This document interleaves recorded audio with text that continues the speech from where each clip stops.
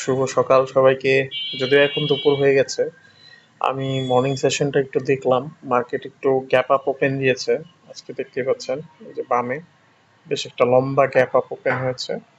যদিও এটা একটা কন্ট্রোভার্সি আছে এটা নিয়ে, যে এটা কি অ্যাকচুয়ালি প্রাইস আপের দিকে নেওয়ার জন্য কিনা।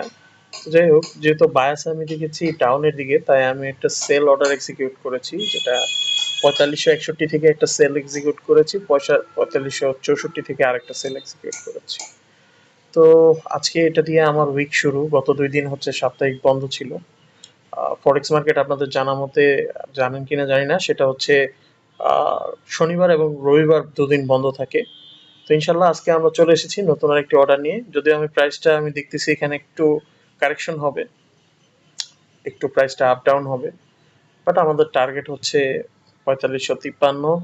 আমাদের স্টপ লস দেওয়া আছে, এই যে সুইংটা, এই সুইং এর উপরই স্টপ লস দেওয়া। তো ইনশাল্লাহ দেখি আমাদের টার্গেট আছে ভয় কিনা। আরেকটা ভিডিও নিয়ে আসবো ইনশাল্লাহ, সেটাতে দেখা যাবে। আসসালামু আলাইকুম।